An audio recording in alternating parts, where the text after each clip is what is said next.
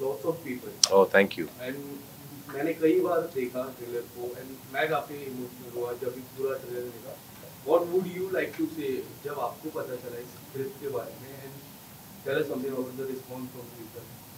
I think we are getting some great response for the trailer. जैसे आपने कहा बहुत लोग देख के इसको काफ़ी इम्पैक्ट हुए कि इन्होंने कहीं ना कहीं आई थिंक लोगों के दिल को छुआ और लोगों को लगा ये फिल्म देखनी है. जो मैसेजेस हमें आए वो ये बहुत लोग तो ट्रेलर देख के आई थिंक कुछ लोग ऐसे भी थे कि यार ट्रेलर देख के बहुत आंसू आ गए हैं आंखों में. तो now waiting for the film film देख के क्या होगा बिकॉज वो फिल्म आई थिंक वो पावर है फिल्म में क्योंकि कहानी इतनी स्ट्रांग है कहानी इतनी पावरफुल है. ह्यूमन हम सब के बारे में है कहानी इंसानियत के बारे में कि कैसे इंसानियत के तौर पे हम सब एक दूसरे के साथ आए थे कोविड जैसे मुश्किल हालातों में. तो उसके बारे में कहानी है. तो हम तो बहुत खुश हैं जिस तरह का रिस्पांस आया है ट्रेलर से. Exactly what Raj said, you know. Actually, what you said was absolutely correct that this trailer is about the emotions of millions of people, you know, globally, not just in our country. For us, the response has been so overwhelming because I feel there's so many people that connect with the experience. You know, COVID काल के दौरान हम सबको effect किया था वो. हम सब सफ़र हुए थे, बस उसकी डिग्री अलग थी. इसलिए भीड़ में इन अनेकों किरदारों की जर्नी के थ्रू हम दिखाना चाहते हैं कि अलग अलग लोग और अलग अलग सोशियो इकोनॉमिक बैकग्राउंड से है. जब एक इनविजिबल वायरस जब इतना तहलका मचा देता है तब लोगों के ऊपर इसका क्या इफ़ेक्ट होता है. और you know when people are push to the deepest side of the corner and they come together in unity, what happens? So Bheed is actually the story of human spirit. It is the story of resilience of many people during those times. And you need a good research when you do such kind Yeah. of movie.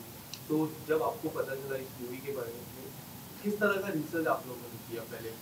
So I think उसका श्रेय पूरा जाएगा अनुभव sir को because the kind of research he has done about the film and he loves investing time on writing, which is the most important aspect of filmmaking. He spends months and months in writing.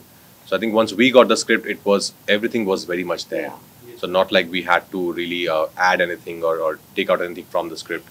It was very much there, and we all had been through these emotions. So and it was very fresh in our minds as well. So it wasn't like it was a very unfamiliar territory for us.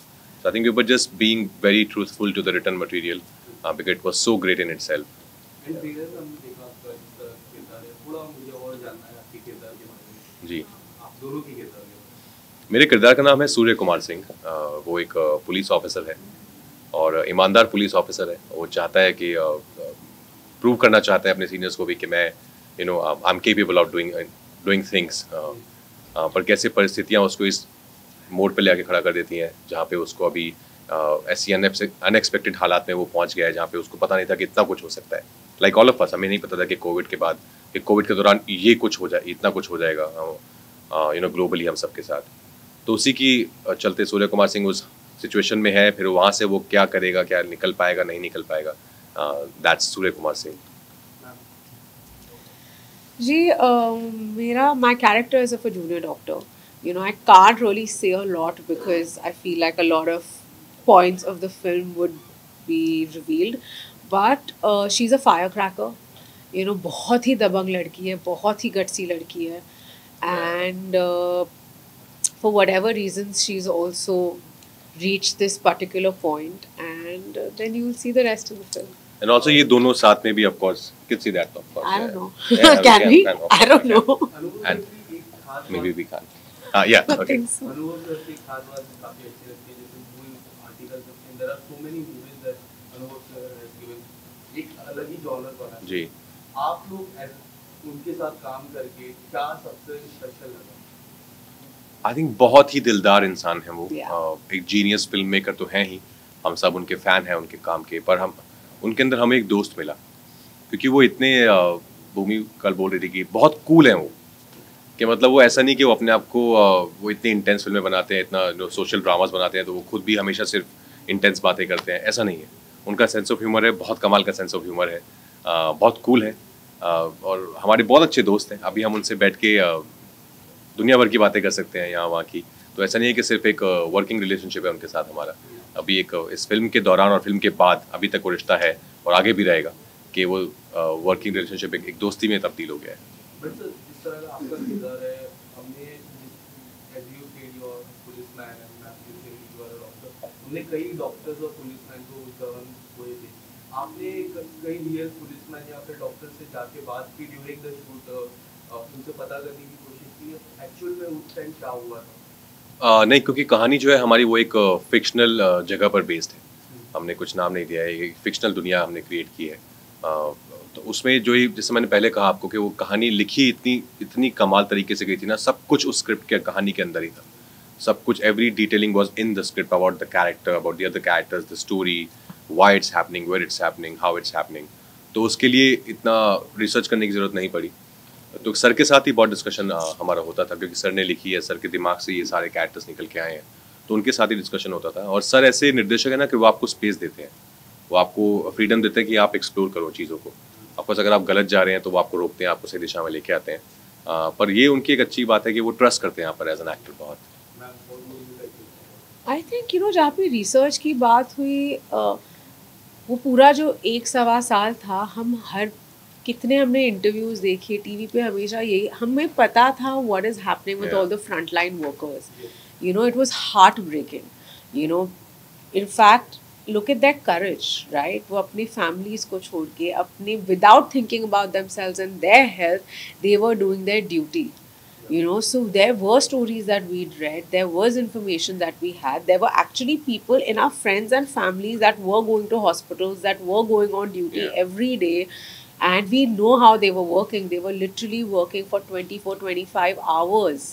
उनके literally ऐसा point होता था जहाँ पे उनके हाथ गल जाते थे, मास्क पहन के, ग्लव्स पहन के। हम तो नॉर्मल, अगर हमें कुछ घंटों के लिए हम मास्क पहनते थे जब जाते थे, तब हमें इतनी तकलीफ होती थी। अब उनका सोचिए जिनको 24 घंटे मास्क, पीपीई किट में, गर्मी में, ठंड में, it was a very very tough time for our front line workers, for all agencies that were working during the covid time. So I think ये हमारे लिए it's a great time for us to also remember all the sacrifices that people made during that time.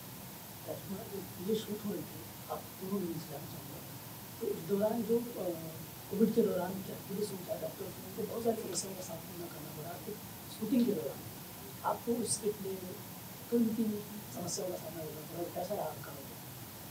हमने actually Covid के time पे shoot किया था film. Of course बहुत सारी कंडीशंस थी जो हम फॉलो कर रहे थे, जो गाइडलाइंस दिए गए थे सरकार की तरफ से कि ये आप कर सकते हैं, नहीं कर सकते, वो सबको अच्छे से फॉलो किया जा रहा था। क्योंकि एक डर तो था ही हम सब के दिल में भी कि ऐसा ना हो कि कोई एक केस निकल जाए हमारे इसमें भी। तो हम सब लोग रेगुलर लेवल पे टेस्टिंग चल रही थी, सोशल डिस्टेंसिंग मेंटेन किए हुए थे, एक्शन कट के बीच में ही हम लोग मास्क निकाल कर शूटिंग करते थे। और फिल्म में भी कई जगह तो मास्क एक्चुअली पहना ही है बहुत लोगों ने।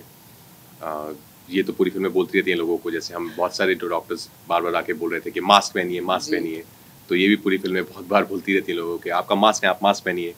तो आई थिंक यही मुश्किलों का सामना, आई वुड से कि हाँ दैट वे टफ था। आई थिंक कोविड काल में शूट करना ईजी नहीं है, क्योंकि बहुत नया था सबके लिए। इससे पहले हमने ऐसा कुछ एक्सपीरियंस किया नहीं था। But I think we managed pretty well. जी बिल्कुल, everything that Raj is saying, क्योंकि उस समय आई फील मेंटली भी आप इतने डरे हुए रहते हैं, राइट? कोई अगर छींक लिया, खांस लिया, आप घबरा जाते हैं। स्पेशली हमारी फिल्म में इतनी बड़ी फीचर्ड कास्ट थी, तो उनके टेस्ट हमेशा कराना। तो आई फील जस्ट जो लोकल प्रोडक्शन थी, जो फिल्म की प्रोडक्शन थी, they work really hard to make sure कि अगर एक तो कोई बीमार ना पड़े, और कोई बीमार पड़े वो बीमारी हमारे यूनिट में ना फैले। But luckily there was nobody fell sick. बहुत ही स्मूथली हमने फिल्म शूट करी। एंड या इनफैक्ट जब मुझे पहली बार कोविड हुआ था, मैं फिल्म सेट पे ही थी।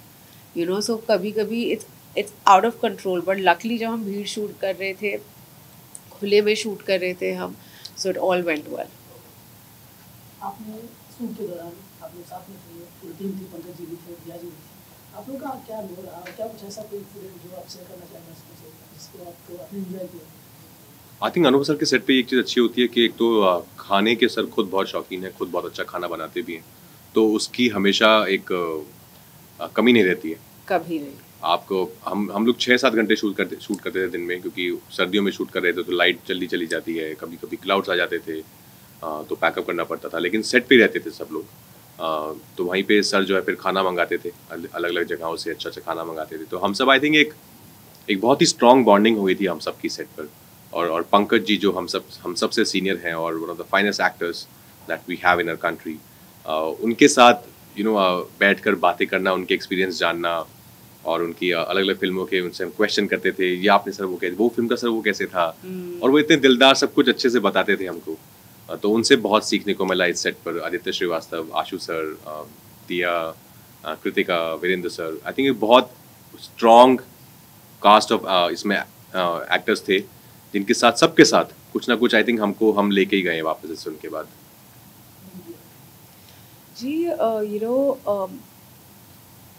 राज जो कह रहा है अनुभव सर के बारे में इज सो ऑन पॉइंट, क्योंकि अनुभव सर ना एक बहुत ही इजी और गिविंग डायरेक्टर और पर्सन है। तो मतलब लिटरली उनका सेट इतना डेमोक्रेटिक होता है, जहाँ पे उन्होंने ना एक कहते हैं ना, जब शादी का माहौल लिटरली ऐसे लगता है, बिकॉज हम इतने एक्टर्स थे लेकिन हमें से कोई भी हमारा काम ख़त्म होने के बाद घर नहीं जाता था। अगर सपोजिंग हमारा 1 बजे काम ख़त्म हो गया लेकिन शूट 4 बजे तक है, मेरा एक भी शॉट नहीं, मैं तब भी रुकती थी, क्योंकि मुझे बस इतने अमेजिंग लोगों के बीच में रह के उनके एक्सपीरियंसेस उनसे सुनना, ये सब इतने बहुत कम मौके मिलते हैं एज एन एक्टर कि आप एक प्लेटफॉर्म शेयर कर सके इस लेवल के टैलेंट के साथ। तो आप समझ सकते हैं कि जब हम सब साथ बैठ के चाय या कॉफ़ी या नाश्ता करते थे, क्या क्या कहानियाँ हमें सुनने को मिलती थी। तो मेरे लिए एक बहुत ही ज़्यादा लर्निंग एक्सपीरियंस था।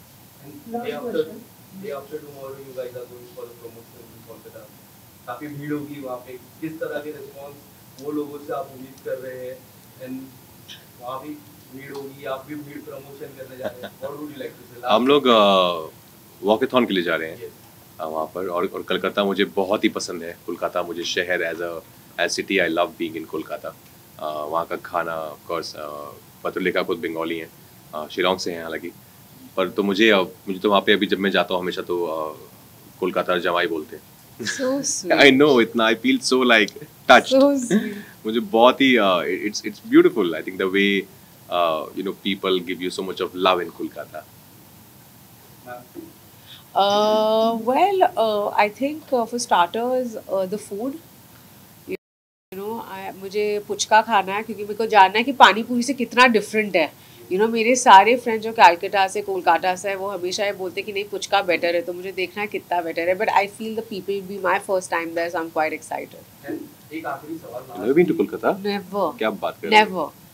एक आखिरी सवाल, लास्टली हाल ही में बहुत बड़े चमत्कार हुई, नाटू सॉन्ग ऑस्कर जीती, उसके बारे में आप लोग क्या कहेंगे? बहुत खुशी की बात है। नाटू और एलिफेंट विस्परर्स, अब हमारी कंट्री को 2 ऑस्कर्स मिले हैं, और हम लोग बचपन से देख रहे हैं। ऑफकोर्स एक एनुअल रूटीन है कि सुबह 5:30 बजे उठकर जब भी डेट होती है बैठ के ऑस्कर देखने लग जाते हैं, और बहुत इंस्पायरिंग लगता है, बिकॉज इतनी अच्छी परफॉर्मेंस, इतनी अच्छी फिल्म्स, और ऐसे बड़े स्टेज पर हमारे देश ने 2 ऑस्कर जीते हैं। तो आई थिंक सिर्फ बधाइयाँ और बहुत सारा गर्व है RRR और एलिफेंट विस्परर के लिए। Thank you so much. Thank you. Thank you.